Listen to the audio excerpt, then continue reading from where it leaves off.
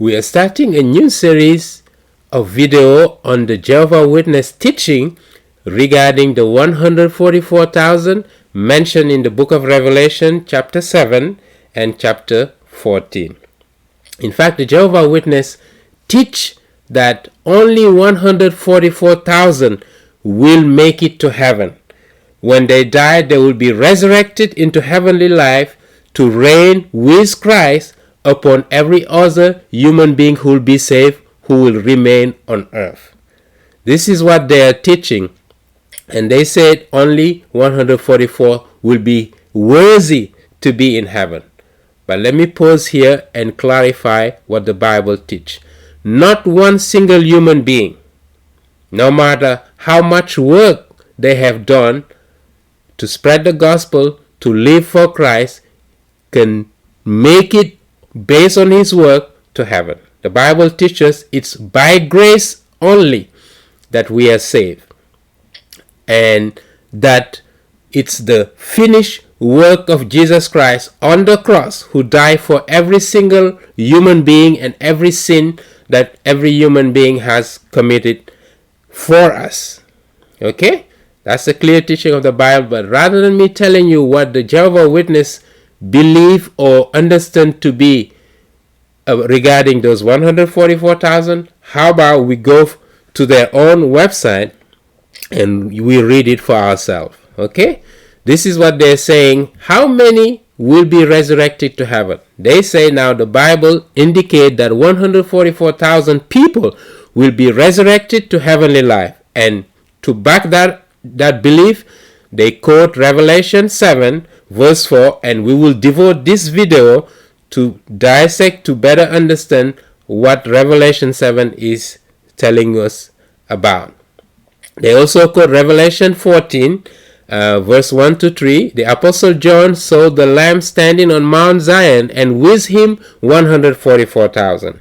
They also quote Revelation 17 verse 14 and Luke 12 verse 32. And we will, in our future videos, we will delve into more detail on Revelation 14, Revelation 17 verse 14, Luke 12 verse 32, to explain in detail what those verses or those passages entail. But today, I want to devote our attention on Revelation 7. And let's try to set up the context, the background of this Revelation chapter 7. First of all, in the book of Revelation, chapter 2 and 3 speak about the churches. And after chapter 3, from chapter 4 onward until chapter 22, you do not hear about the church. Why? Because the church has been raptured.